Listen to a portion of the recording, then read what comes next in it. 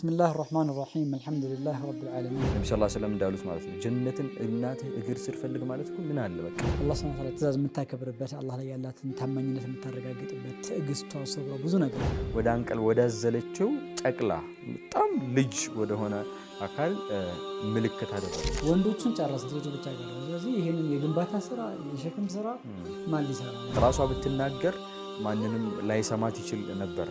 ራሷ ብትናገር ማንም ላይሰማት ይችል ነበር። እንደው ውሸትን፣ ቅጥፈትን፣ ሌላ ነገር ነው ይዘሽ የመጣሽው። ለምን እዛ ጋር የምትገጥባቸው ማህበረሰቦች እንደው ከባድ ናቸው።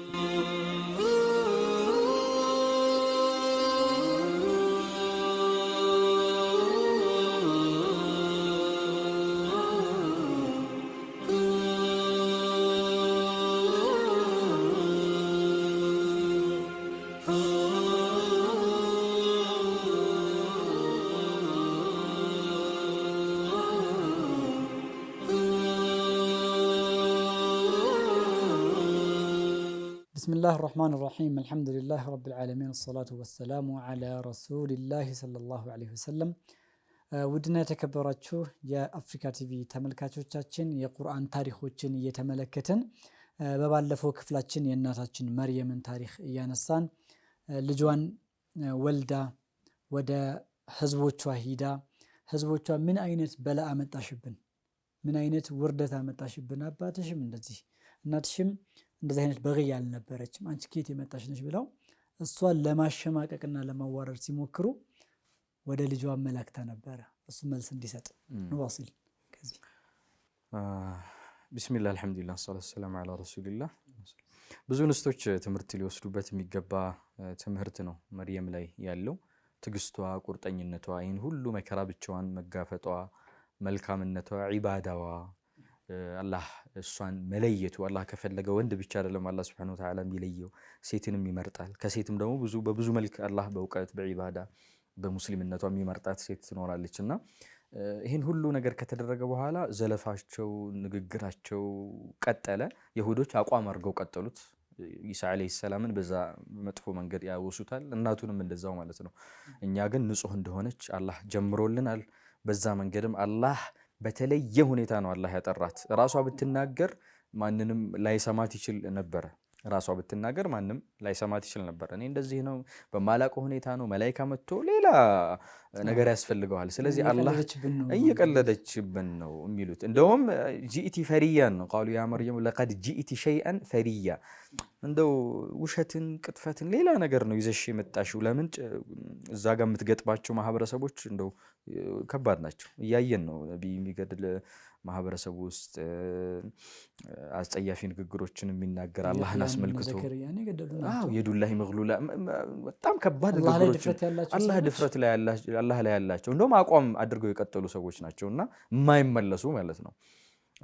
አልተመለሱም እኮ ነው፣ ሰምተዋል እኮ እዛው አይደለ? አሁን ቀጥሎ የሚመጣውን ነገር ማለት ነው። እና ፈአሻረት ኢለይህ ብለን የቆየን ፈአሻረት ኢለይህ ወደ አንቀል ወዳዘለችው ጨቅላ በጣም ልጅ ወደሆነ አካል ምልክት አደረገች። በጣም የሚገርምህ ነገር እኔ ይህንን ነጥብ ዒሳ ዓለይሂ ሰላም በአንቀልባ ሆነው ወይም ታዝለው መናገራቸው በልጅነታቸው ቁርአን ላይ መወሳቱ ሙስሊም ያልሆኑ ሰዎች ለምን አልነገራችሁንም ብለው የሚያወሱበት ሁኔታ አለ።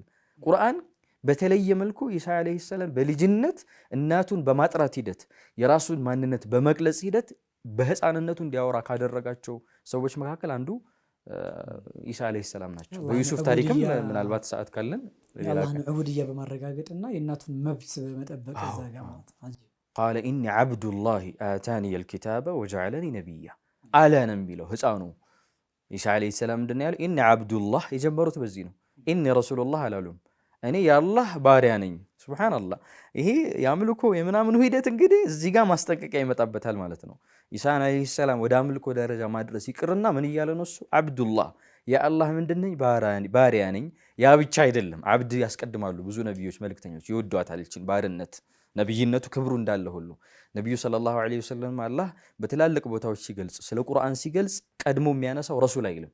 አልሐምዱሊላሂ አለዚ አንዘለ ዐላ ዓብዲሂ ተባረከ ለዚ ነዘለ ልፉርቃን ዐላ ዓብዲሂ በትላልቅ ቦታ ሲገልጻቸው ባርነታቸውን የሚያነሱት ይወዱታል። ይሄ ትልቅ ነፃነት አለው።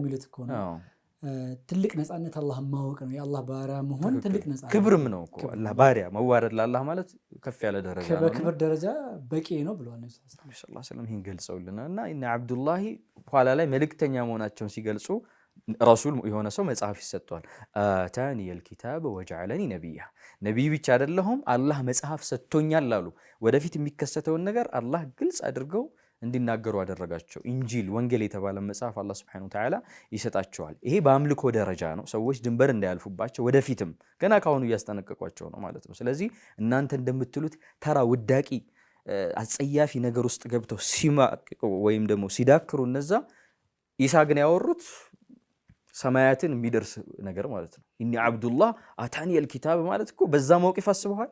እሷን በመጥፎ በሚያወሩ በሁለት ቀን ሆኖ በዛ ታይም ማለት ነው። እነሱን ይሄን ነገር ሲያነውሩ እዛው መልሶ ምንድነው ኢኒ አታኒየል ኪታባ ወጀዐለኒ ነቢያ ወጀዐለኒ ሙባረከን። ሱብሃንአላህ አሁን በጎን ያንን የእነሱን አጸያፊ ነገር ጎን አድርገን እንድናየው ብዬ ነው። እና ወጀዐለኒ ሙባረከን እናንተ እንደምትሉ አጸያፊ ነገር አይደለም፣ ከዛ የላኩ ነኝ አላህ በረካ ያለው ሙባረክ የሆነ አይነማ ኩንት የትኛው ቦታ ቢሆኑ በረካ ያላቸው በረካቸው የሰፈነ የሆኑ ናቸው ማለት ነው። እንደውም እኮ መጀመሪያ ላይ ወደ እሱ ስታመላክት ይህን ነገር ከመናገራቸው በፊት እነሱ ተገርመው ነበር። ከይፈ ኑከሊሙ መን ካነ ፊል መህዲ ሰቢየን፣ ገና እንቀልባ ያለ ህፃን ልጅ እንዴት የምንናገረው ትቀልጅብናለች ብለው ነበር። ነቢዩላህ ዒሳ ደግሞ አሁን ይህን ያልከውን ነገር ሲነግሯቸው ትልቅ ተአምር ነው። በጣም በጣም ንግግራቸው ራሱ እንደው ቢማኢ ዘሀብ ነው የሚባለው ትልቅ መልእክት ሆኖ ስለ ዒሳ ጮኸው የሚናገር ነው። ኢሳ ማንነታቸው አሁንም እንማርበታለን። እነ አብዱላህ አታኒየል ኪታብ ከማለታቸው ባሻገር ያወሷቸው ነጥቦች አሉ። ማንነታቸውን ማዱምቱ ሐያ ወበረን ቢዋሊደቲ ወለም የጀዐልኒ ጀባረን ሸቂያ፣ እቺ ትልቅ ነጥብ ነች። አሁን ዘመን ልጆች ወላጆቻቸውን አስመልክቶ ሊኖራቸው የሚገባው መውቂፍ የሚያሳይ ማለት ነው። ምንድን ነው ያሉት?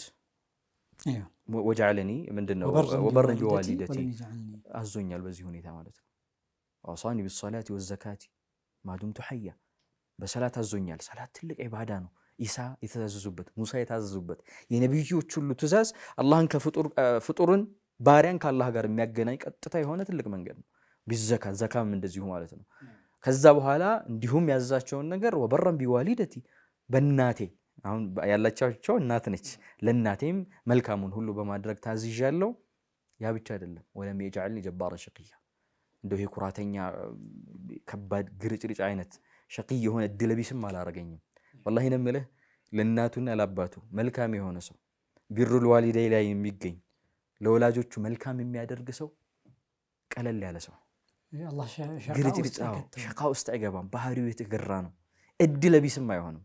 የኑሮው መስመር የተሳካለትና የተገራለት በዱንያ ላይ ራሱ ማለት ነው። አንዳንድ ጀዛዎች ቶሎ ከሚከፈሉ ጀዛዎች መካከል ይሄ ከወዳጅ ጋር ከዝምድና መቀጠል ጋር የተያያዙ መልካም ስራዎች ዱንያ ላይ ታየዋለህ ማለት ነው። በልጅህ ታየዋለህ፣ በህይወት መንገድ ላይ ነገሮች ሲገሩ ታየዋለህ። ስለዚህ እኔ መልእክት ማስተላለፈው በዚህ አጋጣሚ አደራ ልጆች በህይወታችሁ በህይወት እያለን እናትና አባቶቻችን በህይወት ካሉ ወላሂ የነሱ እግር ጋር ነቢ ሰለላሁ ዐለይሂ ወሰለም እንዳሉት ማለት ነው ጀነትን እናትህ እግር ስር ፈልግ ማለት እኮ ምን አለ በቃ አንተ ብዙ ነገር ትግል ታደርጋለህ። ከትግልህ መካከል ግን ግንባር ቀደሙ ሊሆን የሚገባው ሐቂቀተን የወላጅ ነው። በተለይ እናቱን ሁኔታ ማለት ነውና እነሱ መንከባከብ፣ ስልክ መደወል ሩቅ ብትሆን ካልቻልክ በቃ መዘየር አልቻልኩም ሀገጃ ገጥሞኝ ነው ደውልላቸው፣ ሄደህ እያቸው። ወላሂ ነው የምልህ ገንዘብ ራሱ ያስፈራል። አንዳንድ ሰው ምን ይዤ ይላል አይደለ? ሄደህ ቁጭ ብለህ እነሱ ጋር ይዩክ። ከዚህ እነሱን ከማየት የበለጠ ብር ነው ነገር ወጁዳቸው ብቻውን በረካ ነው ማለት ነው። ስለዚህ ይሄንን የጀነት ብር በዚህ መመከር እንችላለን ማለት ነው። ኋላ ላይ ምናልባት ያላነሳናቸው ከኢሳ መልእክት ጋር በተያያዘ ማካነ ሊላሂ የተኺዘ ምን ወለድ በቃ አጥርሱታል።